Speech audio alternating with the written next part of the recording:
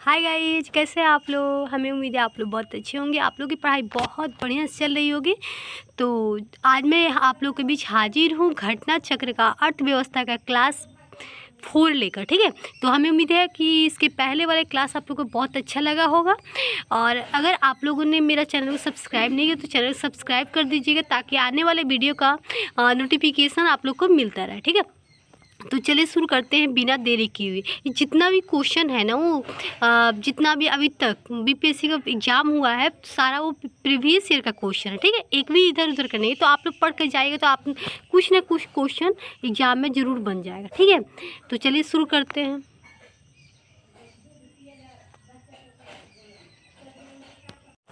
और 151 number question है। इसके पहले मैं 150 क्वेश्चन करवा चुकी हूँ। आप लोग नहीं पढ़े तो जाकर पढ़ लीजिएगा। ठीक है, तो 151 नंबर क्वेश्चन है, कपास उद्योग जिन कच्चे मालों पर आश्रित है वे क्या कहलाते हैं?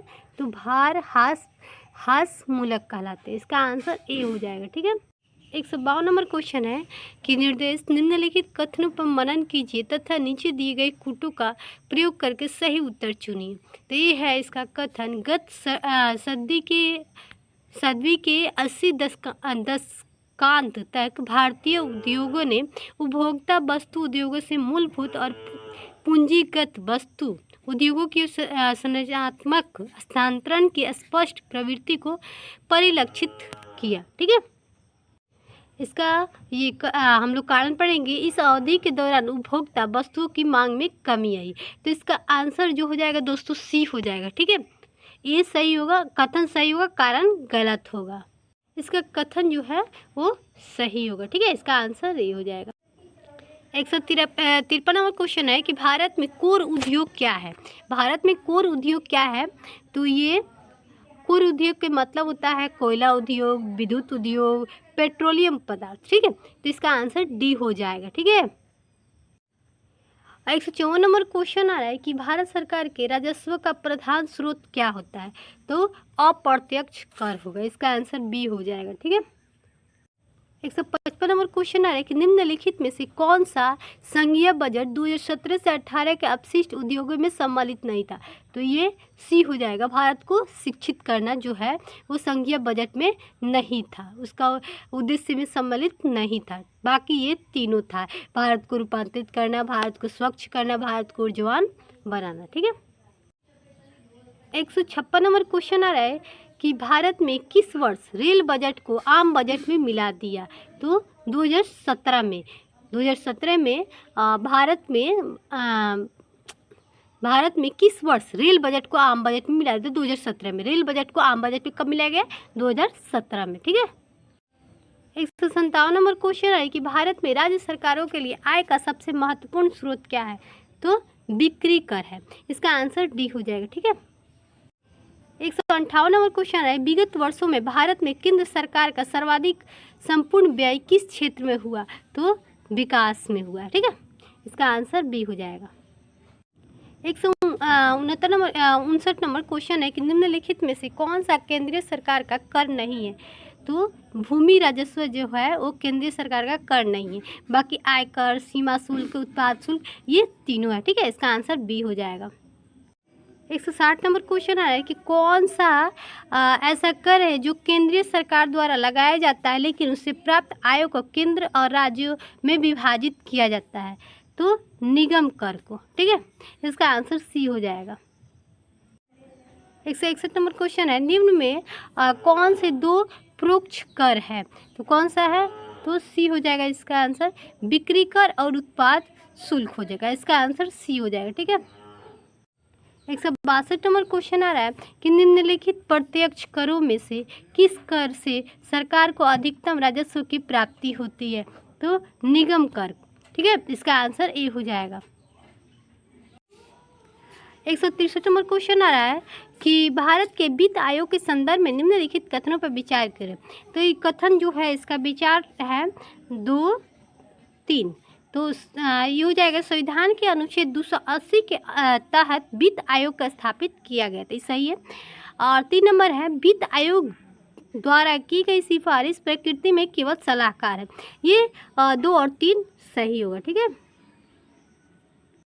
इसका आंसर सी हो जाएगा। ठीक है, अब आ रहा है 164 नंबर क्वेश्चन, निम्नलिखित में से कौन सा एक राजकोषीय नीति का उपकरण नहीं है? तो ब्याज दर जो है वो राजकोषीय नीति का उपकरण नहीं है, बाकी करारोपण, सार्वजनिक ऋण जो है वो राजकोषीय नीति का उपकरण है, बाकी ब्याज दर नहीं है। इसका आंसर सी हो जाएगा। अब 165 नंबर क्वेश्चन, 12वें वित्त आयोग के अध्यक्ष कौन है? आ रहा है इसका आंसर, 12वें वित्त आयोग का अध्यक्ष कौन है? तो डॉक्टर सी रंगराजन। ठीक है, इसका आंसर बी हो जाएगा। अब 166 नंबर क्वेश्चन, 14वें वित्त आयोग के अनुसार विभाजन योग्य शुद्ध केंद्रीय राजस्व कर राज्य का प्रतिशत भाग है, कितना प्रतिशत है? तो 42%। इसका आंसर डी हो जाएगा। अब 167 नंबर क्वेश्चन, बैंकों द्वारा लाए गए निम्नलिखित में से किस भुगतान उपाय को प्लास्टिक मुद्रा के नाम से जाना जाता है? तो क्रेडिट कार्ड के नाम से जाना जाता है। इसका आंसर बी हो जाएगा। ठीक है। अब 168 नंबर क्वेश्चन, 8 अक्टूबर 1991 को रिजर्व बैंक ऑफ इंडिया ने बैंक दर 11% से बढ़ा दिया है, कितना प्रतिशत? तो 12% प्रति वर्ष कर दिया है। ठीक है। अब 169 number question, reserve bank of India द्वारा घोषित रोकड़ संचय अनुपात का वर्तमान दर कितना है? तो 10%, सॉरी इसका हो जाएगा 9%। इसका आंसर दोस्तों सी हो जाएगा। ठीक है। अब है 170 नंबर क्वेश्चन, निम्नलिखित में से कौन आर्थिक विकास के लिए प्रत्यक्ष रूप से महत्वपूर्ण नहीं है? तो मूल्य स्थिरता महत्वपूर्ण नहीं है, बाकी मुद्रा की मात्रा, बचत दर, संसाधनों के उपाय ये महत्वपूर्ण है, बाकी मूल्य स्थिरता नहीं है। अब 171 नंबर क्वेश्चन, जीवन बीमा निगम एक उदाहरण है, तो किसका उदाहरण है? तो निवेश बैंक का है, निवेश बैंक का उदाहरण है जीवन बीमा निगम। ठीक है। अब आ रहा है कि भूमि विकास बैंक निम्नलिखित का एक अंश है, किसका अंश है? तो सहकारी उधार ढांचा का एक अंश है भूमि विकास बैंक। ठीक है, इसका आंसर डी हो जाएगा। अब 173 नंबर क्वेश्चन कि भारतीय मुद्रा छापा जाता है, कहाँ छापा जाता है? तो नासिक प्रिंटिंग प्रेस में। इसका आंसर डी हो जाएगा। ठीक है। उसके बाद आ रहा है 174 नंबर क्वेश्चन, सामान्य रूप से मुद्रा नीति का प्रधान लक्ष्य है, क्या है? तो मुद्रा आपूर्ति का नियंत्रण करना। इसका आंसर ए हो जाएगा। ठीक है। अब 175 नंबर क्वेश्चन कि किसकी सिफारिश पर बैंकों के ब्याज दरों का विनियंत्रण आधारित है? तो नरसिंहन कमेटी के सिफारिश पर बैंकों के ब्याज दर का विनियंत्रण आधारित है। इसका आंसर सी हो जाएगा। ठीक है। अब 176 नंबर क्वेश्चन, भारत सरकार द्वारा व्यवस्थित बैंकों के लिए पूंजी की पर्याप्तता मानक है, कितना है? तो 8%। इसका आंसर डी हो जाएगा। ठीक है। ये हो जाएगा 177 नंबर क्वेश्चन कि क्षेत्रीय ग्रामीण बैंक जिसे ग्रामीण बैंकों के नाम से पुकारा जाता वर्गीकृत है, तो किससे है? तो अनुसूचित वाणिज्य बैंक से। इसका आंसर डी हो जाएगा। ठीक। अब आ रहा है 178 नंबर क्वेश्चन कि नाबार्ड उधार देता है, तो क्या उधार देता है? तो कृषि और ग्रामीण विकास के बैंकों को उधार देता है नाबार्ड। ठीक है। अब आ रहा है 179 नंबर क्वेश्चन, 79 नंबर क्वेश्चन कि भारत में कृषि पुनर्वित्त प्रदान करने के लिए शिखर स्तर के बैंक का नाम क्या है? तो ये है कृषि तथा ग्रामीण विकास राष्ट्रीय बैंक। इसका आंसर बी हो जाएगा। ठीक है। अब 180 नंबर क्वेश्चन, दुर्लभ मुद्रा का आशय उस मुद्रा से है जो क्या करता है? विकसित देशों का है, जो विकसित देशों का है दुर्लभ मुद्रा। ठीक है। 181 नंबर क्वेश्चन है कि बियर नेसीसिटिक इंडेक्स के संदर्भ में निम्नलिखित कथनों पर विचार करें। तो ये हो जाएगा 1-3, आर्थिक सर्वेक्षण ग्रामीण और शहरी स्तरों पर बियर नेसेटिक इंडेक्स के साथ आया। ठीक है। 3 नंबर हो जाए BNI 26 संकेतकों पर आधारित है। ठीक है। इसका 1 और 3 दोनों सही होगा। ठीक है। इसका आंसर ए हो जाएगा। 1 और 3 दोनों मतलब 2 सही होगा। इसका आंसर ए हो जाएगा। ठीक है। अब आ रहा है 182 नंबर क्वेश्चन, भारतीय अर्थव्यवस्था में किस पंचवर्षीय योजना काल के दौरान कीमत स्तर घटा था? कौन सा पंचवर्षीय योजना में? तो प्रथम पंचवर्षीय योजना में कीमत का स्तर घटा था। ठीक है, इसका आंसर ए हो जाएगा। अब 183 नंबर क्वेश्चन, भारत में औद्योगिक वित्त का कौन सा इनमें से स्रोत नहीं है? तो इसका आंसर हो जाएगा बी। ठीक है, नाबार्ड जो है वो भारत के औद्योगिकी वित्त का स्रोत नहीं है, बाकी ये ए हो जाएगा, सी हो जाएगा, डी हो जाएगा। भारतीय औद्योगिक वित्त निगम होगा, राज्य वित्तीय निगम होगा और यूनिट ट्रस्ट ऑफ इंडिया होगा। ठीक है, 184 नंबर क्वेश्चन है, भारत के बैंकिंग प्रणाली में उच्चतम बैंक कौन सा है? तो कौन सा है? तो रिजर्व बैंक ऑफ इंडिया है। इसका आंसर बी हो जाएगा। 185 नंबर क्वेश्चन, निम्नलिखित में से कौन सा प्रत्यक्ष वित्त का स्रोत नहीं है? तो चलिए जानते हैं, इसका आंसर ई हो जाएगा। ठीक है, इसको विस्तार से जानते हैं। यार है विकल्पगत सभी संस्थाएं प्रत्यक्ष वित्त का स्रोत है। हालांकि नाबार्ड द्वारा ग्रामीण का कोई प्रत्यक्ष वित्त नहीं उपलब्ध कराया जाता है, लेकिन फूड पार्क, सहकारी बैंक आदि को प्रत्यक्ष वित्त उपलब्ध कराता है। अन्य संस्थाएं नागरिक से लेकर छोटे लघु बड़े उद्योगों को प्रत्यक्ष वित्त उपलब्ध कराती है। ठीक है, अब 186 नंबर क्वेश्चन, भारत में नोट निगमन प्रणाली का आधारित है। तो क्या है? तो न्यूनतम कोष प्रणाली। इसका आंसर बी हो जाएगा। अब 187 नंबर क्वेश्चन, हाल ही में डीजल की कीमतें बढ़ाई गई। तो इसका आंसर सी हो जाएगा। अंतर्राष्ट्रीय मूल्य के स्तर पर तदनुसार मूल्य निर्धारण हेतु जो भी पिछली सरकार के उठाए गए कदम का परिपालन है। इसका आंसर सी हो जाएगा। ठीक है, अब 188 नंबर क्वेश्चन, भारतीय रिजर्व बैंक ने भारत के विदेशी व्यापार में धन लगाने की मदद की। तो इसका हो जाएगा एक्जिम बैंक द्वारा। कौन सा बैंक द्वारा? तो एक्जिम बैंक द्वारा। ठीक है, इसका आंसर बी हो जाएगा। अब आ रहा है कि EPCGC का पूर्ण रूप क्या नाम है? तो इसका नाम है सी हो जाएगा। इसका answer export promotion capital goods. इसका आंसर सी हो जाएगा। ठीक है, अब आ रहा है 190 नंबर क्वेश्चन, राष्ट्रीय कृषि और ग्रामीण विकास बैंक की स्थापना किस पंचवर्षीय योजना के अवधि में की गई थी? तो छठी पंचवर्षीय योजना में की गई थी राष्ट्रीय कृषि और ग्रामीण विकास बैंक की स्थापना। ठीक है, उसके बाद 191 नंबर क्वेश्चन, मिलेनियम विकास लक्ष्य में किसे शामिल नहीं किया गया? तो इसका आंसर डी हो जाएगा, 2 अंकों वाली आर्थिक वृद्धि दर की प्राप्ति। इसका आंसर डी हो जाएगा। ठीक है, अब 192 नंबर क्वेश्चन, साफ्टा का पूर्ण रूप क्या है? तो क्या है? तो इसका आंसर ए हो जाएगा, south Asia preferential trade agreement. इसका आंसर ए हो जाएगा। ठीक है, अब 193 नंबर क्वेश्चन, भारतीय रिजर्व विनिमय दर निर्धारित होती है, किस पे होती है?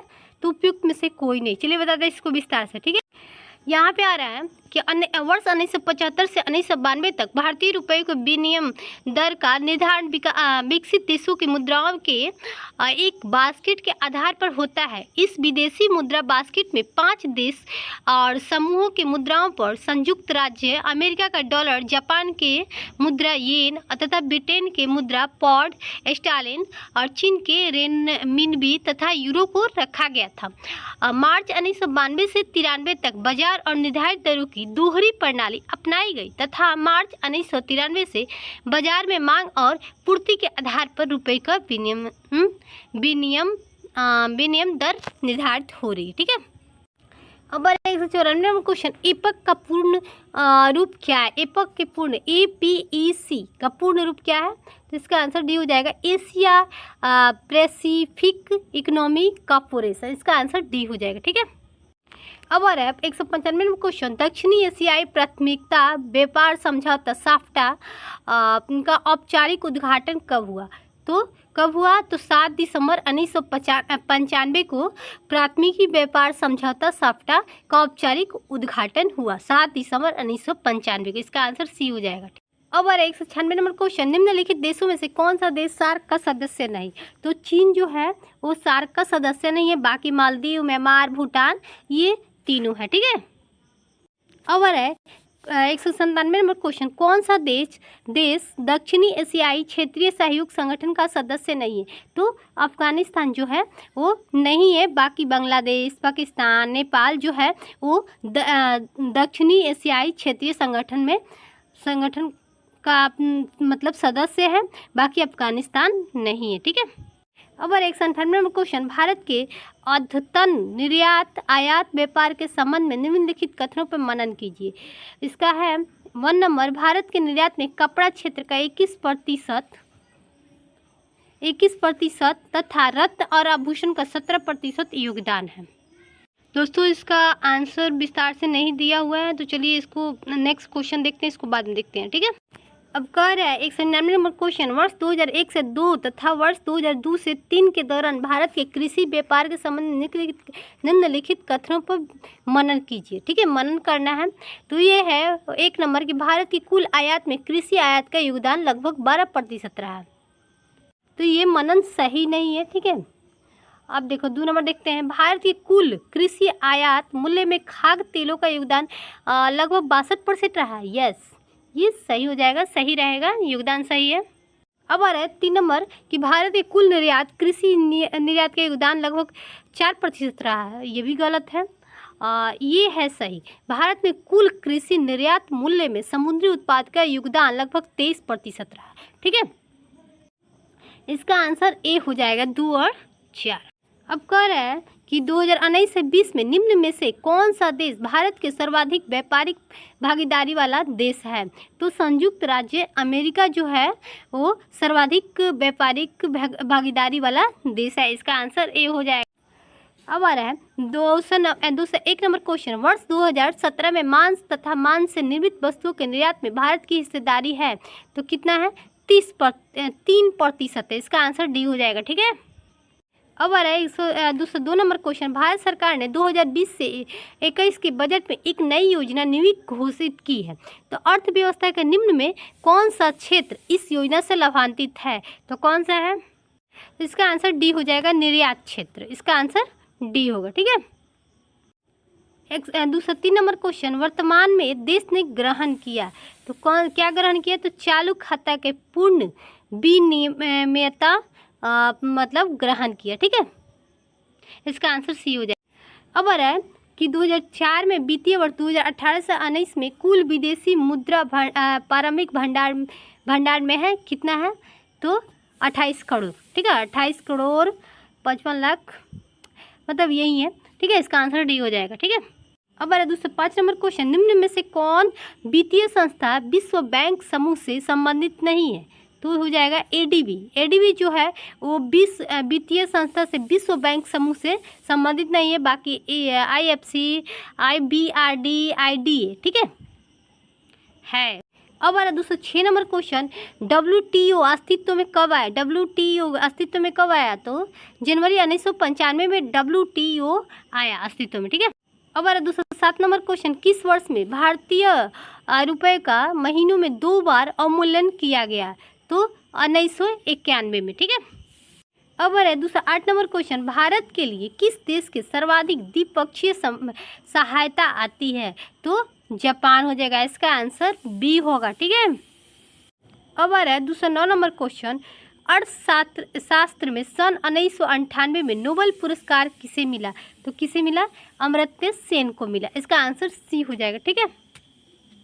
अब आ रहा है 210 नंबर क्वेश्चन कि रुपए का अंतिम बार अवमूल्यन किया गया तो कब किया गया? तो जुलाई 1991 में रुपए का अवमूल्यन किया गया। ठीक है, इसका आंसर ए हो जाएगा। 211 नंबर क्वेश्चन आ रहा है, वर्तमान समय में भारत का सबसे बड़ा व्यापारिक हिस्सेदार कौन है? तो यूएसए है। ये 45वीं बीपीएससी प्री में पूछा गया था ये क्वेश्चन। ठीक है। अब आ रहा है 212 नंबर क्वेश्चन कि भारत में निर्यात प्रसंस्करण क्षेत्र कितने हैं? तो कितने हैं? तो 7 है। इसका आंसर सी हो जाएगा। ठीक है। 213 नंबर क्वेश्चन आ रहा है कि निम्नलिखित में से पीआईओ कार्ड स्कीम किससे मेल खाती है? तो इसका आंसर ए होगा। इसका अभिप्राय भारतीय मूल के उन लोगों से है जो विदेश में आवास में रहते हैं। ठीक है, ये हो जाएगा। इसका आंसर ये गलत है, ये गलत है, ये गलत है, सब गलत है। इसका आंसर हो जाएगा सी, केवल 1 सही है। ठीक है। अब आ रहा है 214 नंबर क्वेश्चन कि अंतर्राष्ट्रीय आर्थिक सहयोग में किसे तीसरे स्तंभ के रूप में जाना जाता है? तो विश्व व्यापार संगठन को जाना जाता है। ठीक है, इसका आंसर सी हो जाएगा। अब आ रहा है अब आ रहा है पंचवर्षीय योजना की कौन सी अवधि सत्य नहीं है? तो चतुर्थ जो है वो सत्य नहीं है। 1966 से 71 जो है वो मतलब सही नहीं है, बाकी तीनों सही है। इसका आंसर डी हो जाएगा। अब है योजना आयोग एक है तो क्या है? तो परामर्शदायी संस्था है। इसका आंसर सी हो जाएगा। ठीक है दोस्तों, 217 नंबर क्वेश्चन आ रहा है कि योजना आयोग का स्वरूप क्या है? तो क्या है? परामर्शदायी संस्था है। ठीक है, इसका आंसर बी हो जाएगा। ठीक है, अगर दोस्तों आप लोग को अच्छा लगे तो लाइक जरूर कीजिएगा और कमेंट भी जरूर बताइएगा आप लोग कैसा लग रहा है। अगर आप लोगों ने मेरा चैनल सब्सक्राइब नहीं किया है तो कर दीजिएगा। ठीक है, चलिए आगे बढ़ते हैं, आगे क्वेश्चन देखते हैं। अब आ रहा है 218 नंबर क्वेश्चन, योजना आयोग का गठन कब हुआ? तो कब हुआ? तो 1950 में हुआ था योजना आयोग का गठन। इसका आंसर बी हो। अब आ रहा है 219 नंबर क्वेश्चन, योजना आयोग है तो क्या है? तो गैर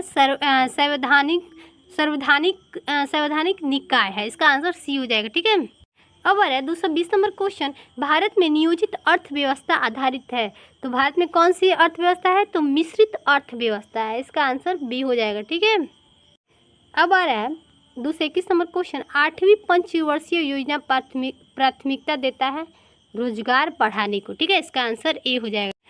अब आ रहा है 222 नंबर क्वेश्चन, पंचवर्षीय योजना का अंतिम अनुमोदन देता है तो क्या देता है? तो राष्ट्रीय विकास परिषद देता है। ठीक है, इसका आंसर ए हो जाएगा।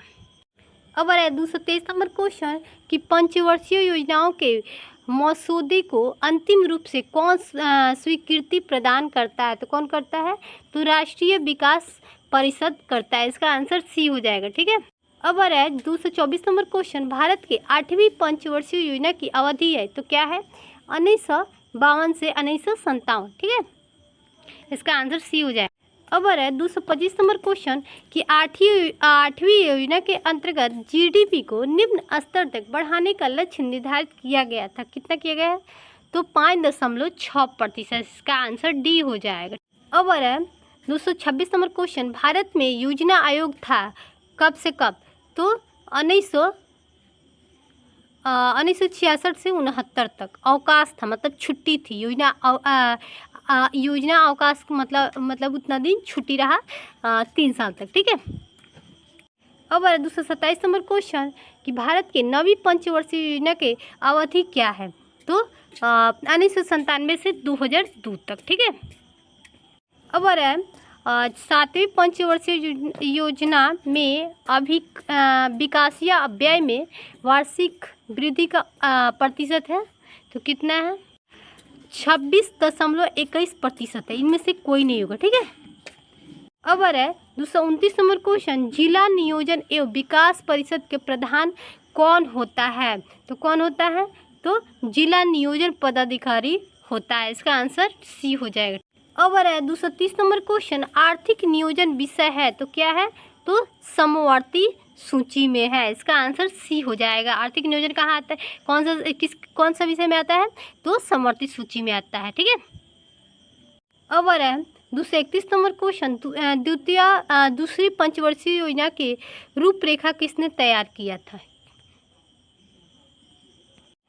इसका रूपरेखा पीसी महालेनोविस किए थे। ठीक है, इसका आंसर सी हो जाएगा। अब आ रहा है 232 नंबर क्वेश्चन कि 10वीं योजना की अवधि क्या है? तो ए हो जाएगा इसका आंसर 2002 से 2007 तक। ठीक है, इसका आंसर ए हो जाएगा।